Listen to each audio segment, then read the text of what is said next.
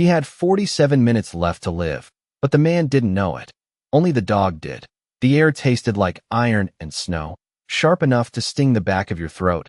The kind of cold that didn't just sit on your skin but crept into your bones and waited there, patient. Ethan Cole stood knee-deep in powder at the edge of a narrow ridge, his breath rolling out in slow clouds as he drove the shovel into frozen earth, again and again. Each strike duller than the last, the sound swallowed by the vast, white silence around him. There was no road anymore, no town lights, no voices, just miles of pine and stone and sky turning the color of old steel. Winter wasn't coming.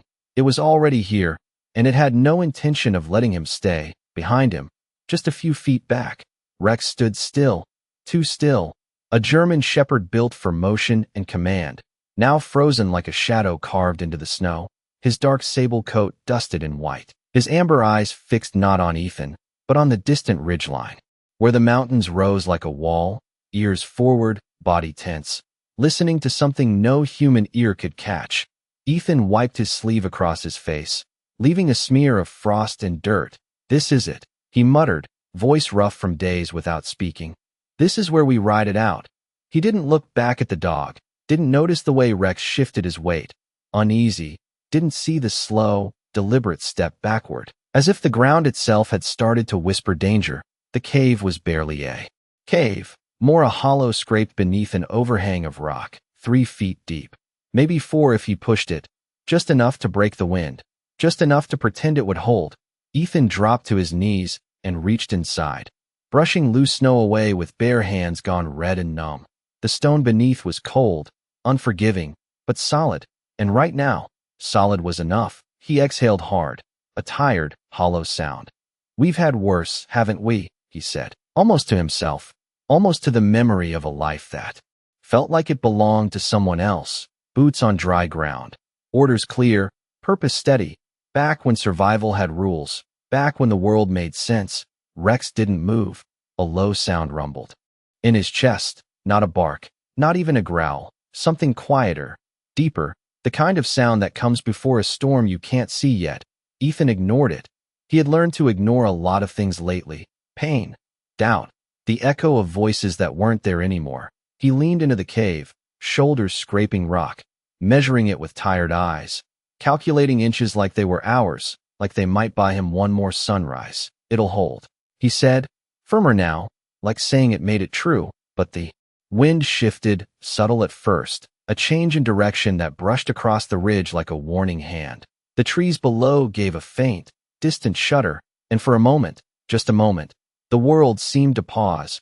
Rex stepped forward, then stopped again, his gaze snapping back to the mountains, muscles coiled, breath quickening. He knew this silence. He had heard it before in places far from here, places where stillness meant something was about to break. Ethan finally turned, just enough to glance at him, irritation flickering across a face carved by fatigue and cold. "What is it? Huh?" he said, not unkind, but not listening either. Rex didn't answer. He couldn't. But his eyes did, locked on something beyond the ridge, something moving fast, something coming, and still. Ethan went back to digging, because trusting a dog was one thing, trusting what you couldn't see, that was something else entirely. The shovel slowed, then stopped, not because the work was done, but because something inside Ethan did not want to keep going, the kind of hesitation a man does not admit to, the kind that shows up in the space between one breath and the next. The wind brushed across the ridge again, softer this time, almost careful, as if it was testing the world before breaking it.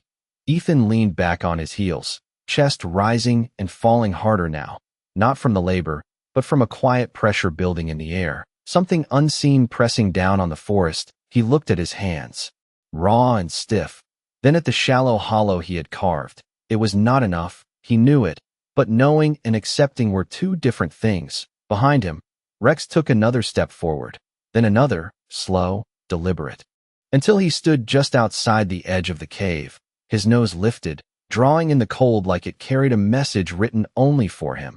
His ears flicked, once, twice, tracking something distant, something moving faster than the wind itself. Ethan watched him now, really watched him for the first time since they had stopped. "What are you doing?" he asked, quieter than before. Rex did not look at him. His focus never broke. The dog's body tightened, muscles along his shoulders pulling taut, beneath his coat, and then he turned, not away from Ethan, but sideways, positioning himself between the man and the mountain, as if bracing for something that had not yet arrived. Ethan frowned, a line forming between his brows. He had seen that stance before, not here, not in the cold quiet of a winter ridge, but somewhere hotter, louder, where the ground had trembled for different reasons, where Rex had stood like that just seconds before everything changed. A memory flickered, fast and unwelcome, the kind that came without asking, the kind that left your chest tight and your thoughts scattered. Ethan shook it off, pushing it down the way he had learned to. "It is just wind," he said, more to himself than to the dog, but the words felt thin, like they did not belong in the air around them. Rex let out a low sound again, deeper now, urgent, his tail stiff, his weight shifting forward and back, a coiled energy that had nowhere to go. Ethan stood slowly, his knees protesting, and stepped out of the cave, the cold hitting him harder now that he had been partially shielded. He followed Rex's gaze toward the ridgeline. At first there was nothing, just the pale slope of snow and the dark silhouettes of trees, but then he saw it. Not clearly, not all at once, but as a change, a subtle distortion in the distance, like the horizon itself was beginning to move, a faint haze lifting off the mountain, too wide to be smoke, too fast to be fog. His breath caught, just for a second, then steadied again, logic stepping in where instinct tried to rise. "It is just drifting snow," he muttered, though his voice had lost some of its certainty. Rex snapped his head toward him then, finally, breaking that fixed stare. Their eyes met, amber and gray, and in that moment there was no command, no training, just a question, a silent plea that carried more weight than any order ever had. Ethan felt it. He could not deny that, but feeling something did not mean you listened, not after everything, not after learning that trust could disappear overnight, that people could turn, that plans could fail. He exhaled slowly, long and controlled, the way he used to before making a decision that mattered. "We stay," he said, firm now, planting the words like stakes in the ground, as if saying them made them real. Rex did not move, did not obey. He took one step back instead, then another, eyes never leaving Ethan. Waiting, the wind shifted again, sharper this time, carrying with it a distant sound, low and rolling, like the earth itself had started to breathe. Ethan froze, his body recognizing something his mind had not yet accepted. The forest below answered with a faint ripple, trees, bending in a pattern that did not belong to any ordinary gust. And suddenly the silence was no longer empty. It was full, heavy, charged, the kind of silence that comes right before the world changes. Rex turned and moved, not running, not panicking, but with purpose, heading toward a narrow split in the rocks further along the ridge. Then he stopped and looked back, just once, waiting, giving Ethan a choice he did not yet understand. The sound rolled again, deeper now, not loud but wide, like something moving across miles instead of feet. Ethan stood there with the cold pressing into his ribs and that distant motion pulling at the edges of his vision. Rex had already moved 10, maybe 15 feet toward the narrow split in the rock, then stopped, looking back, waiting, not pleading, not panicking, just certain. And that certainty was what unsettled Ethan the most, because certainty was something he had lost a long time ago. "You think that is better?" he called out, his voice carried away almost instantly, thin against the growing weight in the air. Rex did not answer, he never did, but his stance shifted again, lowering slightly, bracing, as if time itself had shortened. Ethan glanced back at the shallow cave he had carved, the rough edges, the effort, the hours it had taken with hands that barely worked anymore. It was something he had built, something he understood, something that made sense. The crack in the rocks ahead was unknown, narrow, maybe too tight, maybe nothing more than a dead end, and the idea of crawling into something he had not chosen sat wrong in his chest. The wind came again, sharper, cutting sideways now, carrying fine grains of snow that stung his face, and beneath it, that sound, closer, not louder, but clearer, like a long breath being drawn across the mountains. Ethan's jaw tightened. He had heard something like that before, not here, not with snow and silence, but the feeling was the same. the sense that the ground itself was no longer still, that the world had decided to move whether you were ready or not. Rex barked once, short and sharp, the first real sound he had made. It broke through Ethan's thoughts like a crack in glass. And for a moment, everything stopped. Not the wind, not the distant movement, but the hesitation inside him, the place where doubt lived. Ethan looked at the dog, really looked, past the fur, past the years, past the memories he tried not to revisit, and what he saw was not fear, it was clarity, something clean and unbroken, something that had never learned to second-guess itself.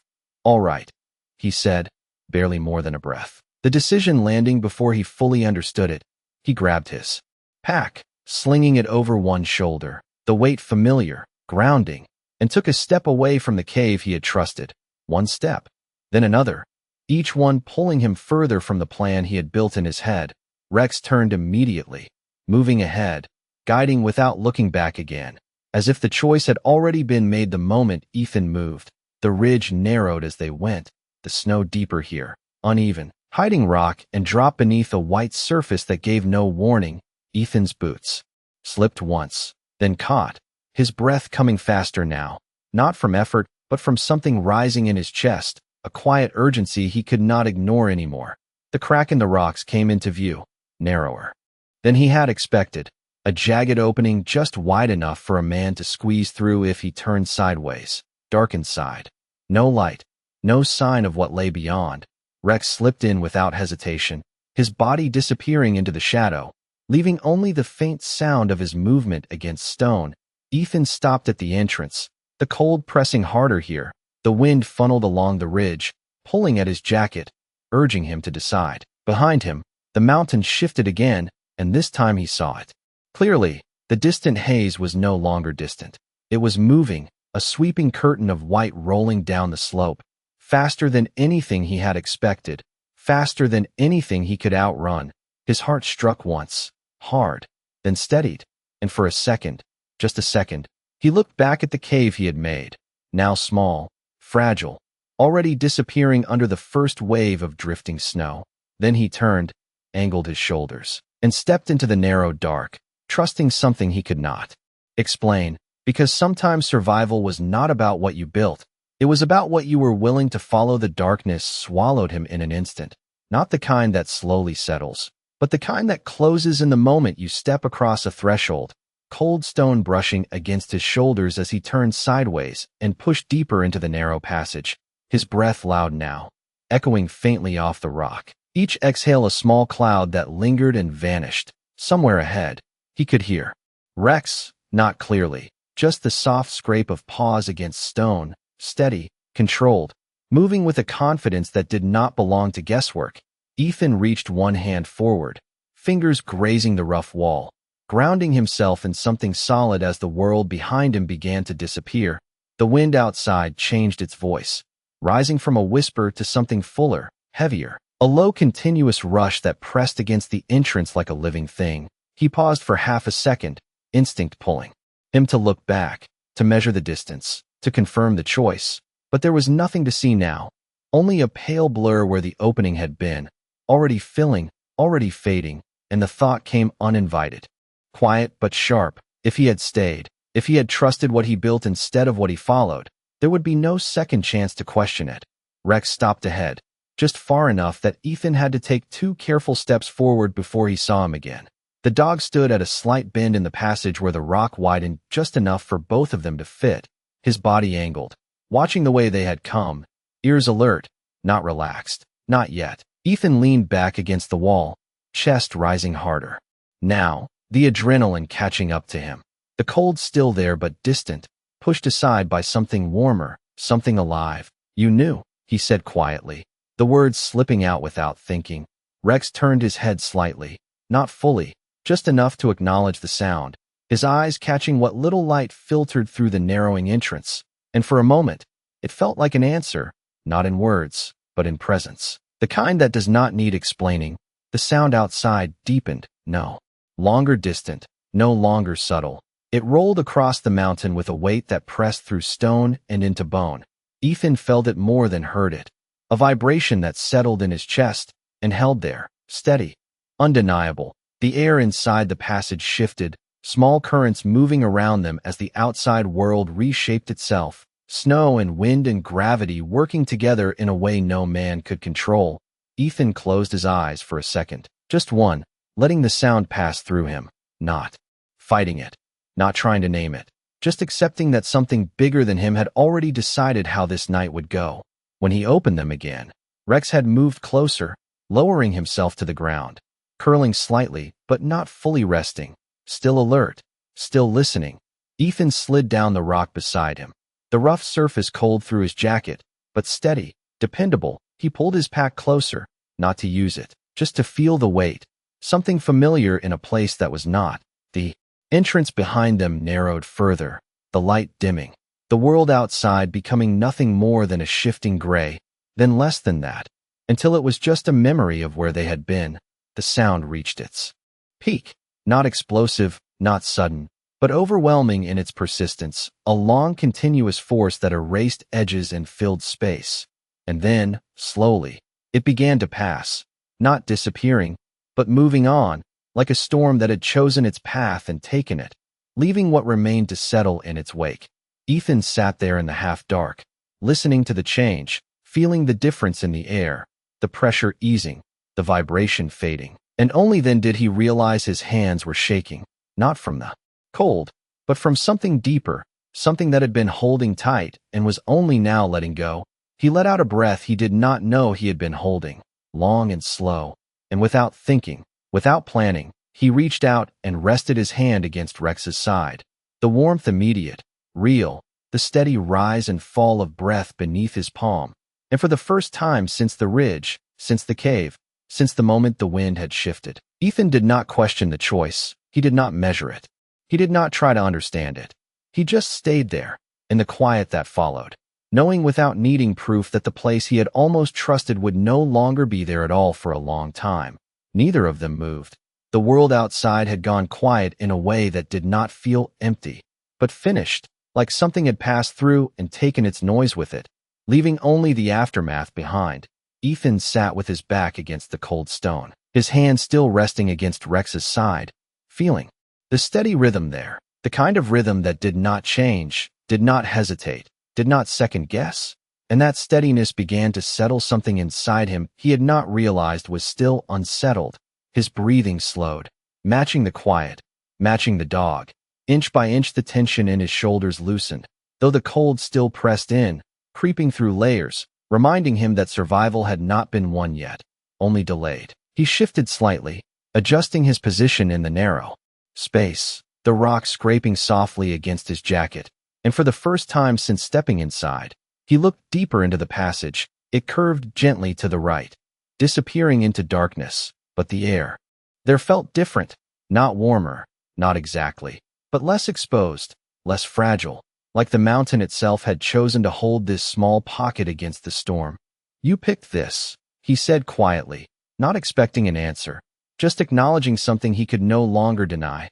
Rex's ear flicked at the sound of his voice, but the dog did not lift his head, did not break that calm watchfulness. Ethan let out a breath, longer this time, and leaned his head back against the stone, closing his eyes for a moment, not to sleep, just to feel, to listen, to let the absence of chaos settle into something real. The silence carried weight now, but it was a different kind, not threatening, not pressing, just present. Outside, the storm had reshaped the ridge, buried edges, filled spaces, erased the lines that had once made sense of the terrain. He could picture it without seeing it. The shallow cave he had carved gone, swallowed, reduced to nothing more than a smooth drift of snow, no trace of effort, no mark left behind. And that thought did something unexpected. It did not frustrate him. It did not make him angry. It simply settled, like a fact that did not need to be argued with, because the truth was simple. If he had stayed, he would not be here to think about it at all. Ethan opened his eyes again. The dim light from the entrance, now faint, filtered through what must have been several feet of snow. The world outside reduced to a pale glow, distant and unreachable. He shifted his hand slightly, fingers pressing into Rex's fur, grounding himself again in something alive. "I almost stayed," he said, voice barely above a whisper. and there was no judgment in it, no regret sharpened into blame, just an acknowledgement of how close the line had been. Rex finally moved then, lifting his head and turning it fully toward Ethan, their eyes meeting in the dim space.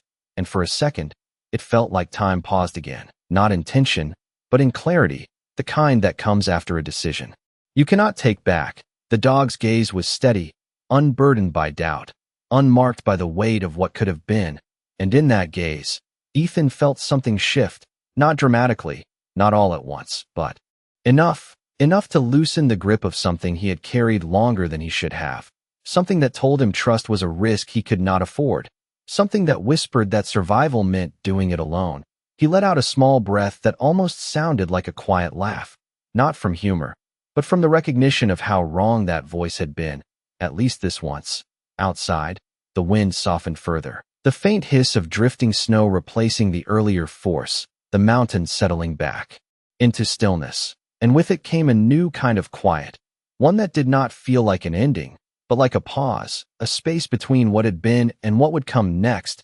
Ethan shifted again, pulling his pack closer and reaching inside, not hurried, not desperate, just methodical, the way he used to move when every action mattered. He pulled out a small thermal blanket, unfolding it carefully in the tight space, the thin material catching what little warmth they could create. He draped part of it over Rex without thinking, the gesture automatic, instinctive, and Rex did not resist, did not move away. He simply adjusted slightly, accepting it, sharing the space the way he had shared the warning. Without hesitation, Ethan leaned back once more, the rock still cold, but no longer hostile, just part of the world they were in. His eyes drifted toward the faint glow of the entrance, now almost sealed, and for a moment, he imagined stepping back out there, seeing what remained, seeing how close he had come to choosing wrong. But the thought passed as quickly as it came, because he already knew. He did not need to see it. He had felt it, in the wind, in the silence, in the way Rex had stood between him and something he could not yet understand. And as the last of the storm's voice faded into the mountain, Ethan sat there in the dim, steady quiet, no longer measuring time in minutes or distance, but in breaths, in presence, in the simple fact that he was still here, not because of what he had built, but because of what he had followed. Time moved differently inside the rock, not marked by light or shadow, but by breath, by the slow return of feeling to fingers that had gone numb, by the steady rhythm of a dog who never once questioned where he needed to be. Ethan did not know how long they sat there, maybe minutes, maybe longer, but the urgency that had once pressed against his chest had faded into something quieter, something steadier. He shifted again, testing his legs, feeling the stiffness in his knees, the ache in his shoulders, all of it familiar, all of it manageable, the kind of discomfort that meant he was still here, still present in a body that had not given up yet.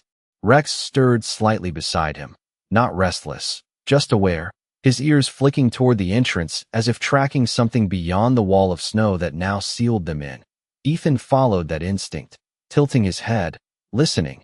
At first there was nothing, just the soft hush of settled snow, the faint whisper of wind moving over the surface above them. But then, gradually, something else emerged, a subtle shift in tone, a thinning of the air's weight, the kind of change you would miss if you were not paying attention. "It is passing," Ethan said quietly, not because he was certain, but because it felt true. Rex's body relaxed just enough to confirm it, not fully at ease, but no longer braced for impact. And that small change carried more meaning than any words could. Ethan leaned forward slightly, peering toward the entrance. The pale glow there had grown a shade brighter, still dim, still filtered, but no longer suffocated. The mountain was letting light through again, slowly, carefully, as if testing whether the storm had truly moved on. Ethan exhaled, a long, steady breath that carried something out of him he had been holding since before the ridge, before the cave, before even this place. Something deeper, something tied to a habit of expecting the worst and preparing for it alone.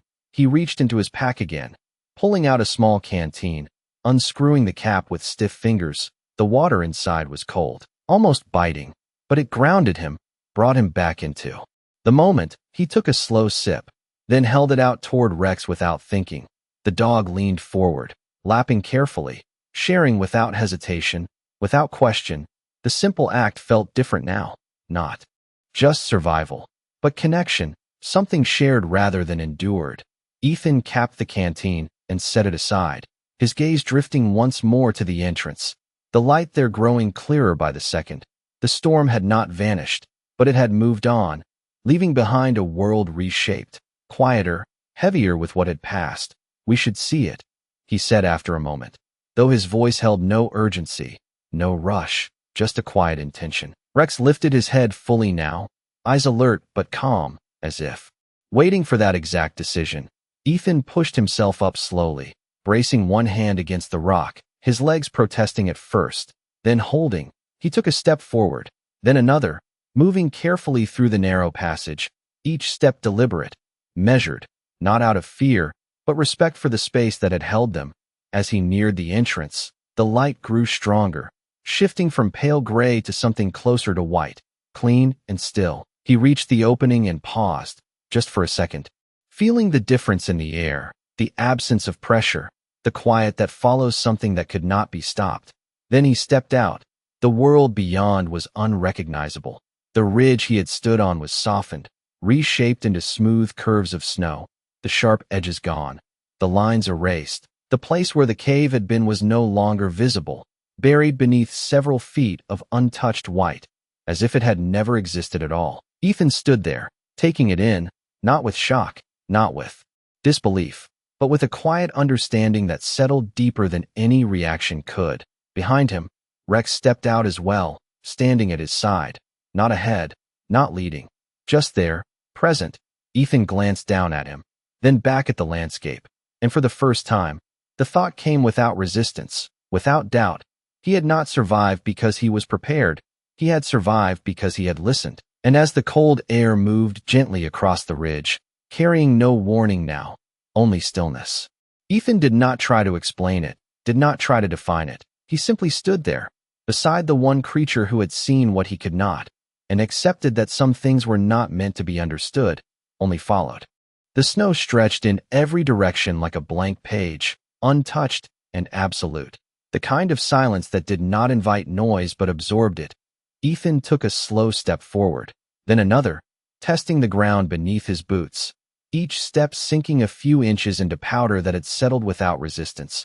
The ridge that once felt sharp and narrow now seemed softened, almost forgiving, but he knew better. He had seen how quickly this mountain could change its mind. Rex moved beside him, not ahead, not pulling, just matching his pace, his head low, nose brushing the air as if reading something written there long before the storm arrived. Ethan glanced back once toward the narrow crack in the rocks, now partially hidden, its edges rounded by fresh snow.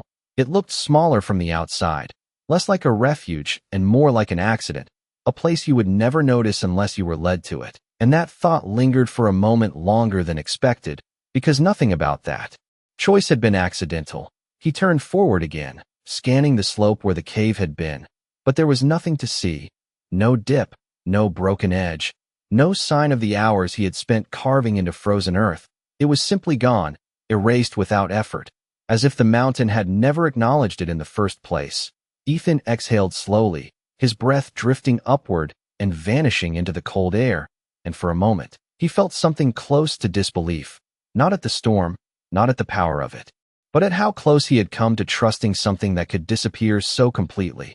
"I thought I had it figured out," he said quietly, more to the silence than to the dog. Rex did not respond.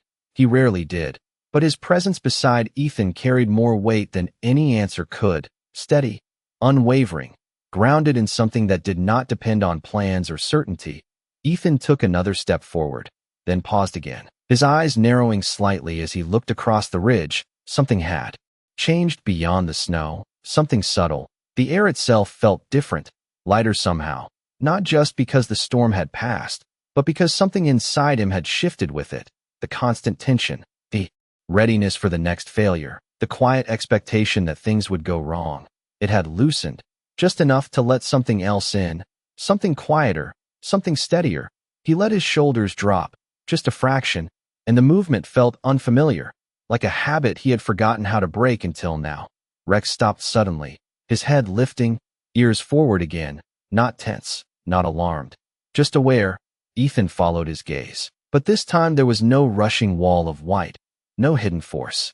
Gathering beyond the ridge, just the open expanse of snow and sky. And yet Rex stood there, watching, listening, as if the world still had something left to say. Ethan waited with him, not questioning, not rushing to interpret, just standing in that shared pause, letting the moment unfold without needing to control it. The wind brushed lightly across the ridge, softer now, carrying no urgency, only movement. And in that movement, Ethan noticed something he would have missed before, a faint line. In the snow, almost invisible unless you knew where to look, a subtle shift in the surface where the storm had passed unevenly. He stepped closer, crouching slightly, brushing his gloved hand across it. Beneath the top layer of powder, the snow was denser, packed in a way that told a quiet story of force and direction, of how the mountain had reshaped itself in ways no map could capture. He straightened slowly, looking out again, seeing not just a landscape, but the aftermath of something that had moved through with purpose, and for the first time, he did not feel separate from it, not fighting against it, not trying to outthink it, but part of it, another living thing moving through the same space, subject to the same forces.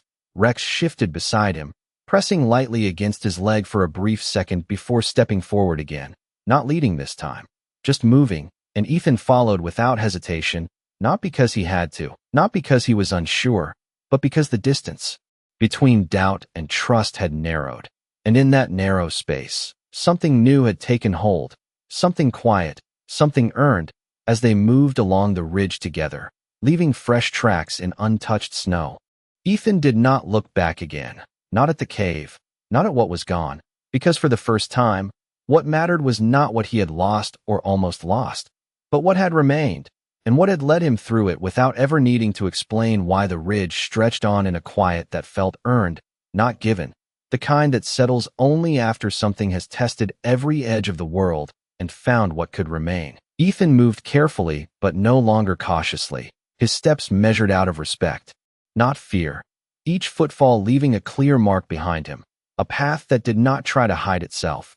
Rex kept close, occasionally drifting a few steps ahead, then slowing again, never pulling too far, never losing that invisible thread between them. The sky above had begun to change, the heavy gray thinning into a pale winter blue that pushed through in narrow breaks, light spilling down across the snow in soft layers, revealing texture where before there had only been blank white. The world was returning, slowly, piece by piece, and with it came a different kind of awareness. Ethan noticed the small things now, the way the snow curved along the wind's direction, the way the tops of buried rocks created faint shadows beneath the surface, the way the trees in the distance held their shape despite what had passed through them. It was not just survival anymore. It was observation, understanding, a quiet learning that did not come from instruction but from experience. He paused near a slight rise in the ridge, looking out over a wider stretch of land below. The valley had been transformed. What once might have been uneven terrain was now a smooth expanse, untouched except for the subtle patterns left by the storm's movement. It looked peaceful, almost inviting, but Ethan knew better now.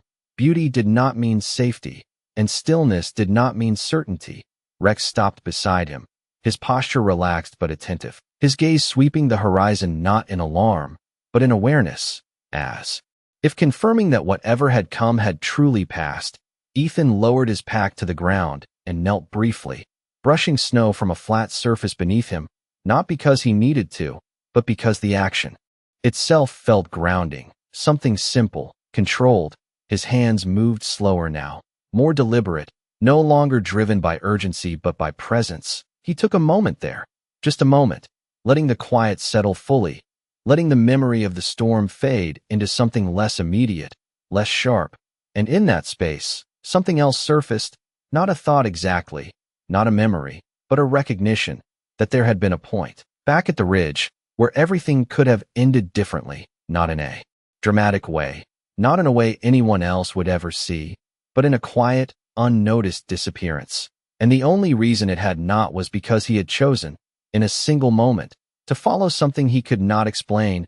He looked over at Rex, who had lowered himself into the snow, resting but not asleep, his presence steady, unchanged.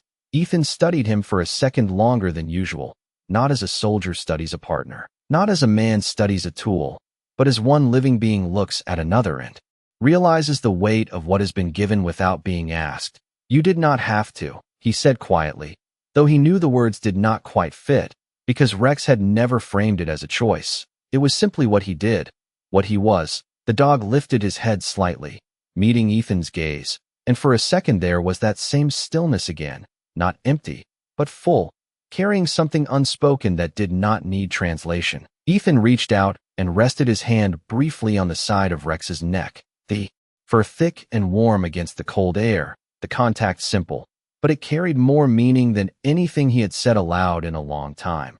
Then he stood again, lifting his pack, adjusting the weight across his shoulders. The ridge ahead stretched further, but it no longer felt like an obstacle. It felt like a path, uncertain, yes, but not hostile, not something to be fought at every step. Rex rose as well, shaking off a light dusting of snow, then stepped forward, not leading this time, not guiding, just moving, and Ethan followed, not because he needed direction, but because he had learned that moving together was different than moving alone. As they walked, the sun broke through a little more, casting longer shadows across the ridge, giving shape to the world that had been flattened by the storm. And in that light, everything felt clearer, not easier, not safer, but clearer, the kind of clarity that does not promise comfort, only truth. And Ethan accepted it without resistance, because for the first time in a long while, he was not trying to control what came next. He was simply ready to meet it, step by step, with something beside him that had already proven it could see what he could not. The ridge slowly gave way to a gentler slope, the sharp edges of survival softening into something that felt almost like a return, not to what had been, but to something quieter, something steadier. Ethan walked without counting his steps now, without measuring distance in terms of how far he had left to go. The urgency that once drove every movement had been replaced by a rhythm that felt natural, almost instinctive, the kind of rhythm he had forgotten he could trust. Rex moved beside him, occasionally glancing up, not to check, not to guide, but simply to remain aware. The bond between them no longer built on command or expectation, but on something simpler, something earned in silence. The sun had climbed higher now, its light stretching across the snow in long, pale lines, turning the white landscape into something textured, something alive. Shadows moved with them, shifting gently as the day settled into its own pace. Ethan paused at the edge of a slight drop, where the land opened into a wider valley. The trees below stood tall, their branches heavy but unbroken, holding the weight of what had passed without collapsing under it. He stood there for a moment, taking it in, not searching for danger, not anticipating the next challenge, just seeing what was in front of him, clearly, fully, the way he had not allowed himself to see in a long time. Behind him, the ridge remained quiet, no trace of the storm's force except in the smoothness it had left behind, no evidence of how close everything had come to ending in a place that would never remember him. And that thought did not bring fear, it brought perspective, a quiet understanding of how small the line had been, how easily it could have been crossed without anyone ever knowing. Ethan exhaled slowly, the breath visible in the cold air, then gone. Just like everything else that had once felt permanent, he looked down at Rex, who had stopped beside him again, calm, steady, present. The dog's gaze was not fixed on the horizon now, not searching for something unseen. It rested in the moment, as if the need to warn, to protect, had passed, leaving behind only companionship. Ethan reached down, resting his hand once more against Rex's neck, not out of necessity, not for reassurance, but because it felt right. The warmth there was real, immediate, a quiet reminder that not everything in this world was uncertain. Some things remained constant. Even when everything else shifted, he let his hand linger for a second longer, then pulled it back, adjusting the strap of his pack as he looked out over the valley again. The path ahead was not clear, not marked, not promised to be easy, but it was there. And for the first time, that was enough. He did not need to know exactly where it led. He did not need to predict every turn, because something had changed in the way he moved through the world. He was no longer trying to control it, no longer trying to outthink what could not be predicted. He was learning to listen, to notice, to follow when it mattered. Rex stepped forward first this time, not leading, not guiding, just moving into the open space below, and Ethan followed, not out of habit, not out of dependence, but out of understanding. Their tracks stretched behind them, two sets of prints side by side, crossing the untouched snow in a quiet line that would not last. The wind would take it, the next storm would erase it, just as it had erased everything else. But that did not matter, because what remained was not written in the snow. It was carried forward in something less visible, something that did not disappear when the surface changed.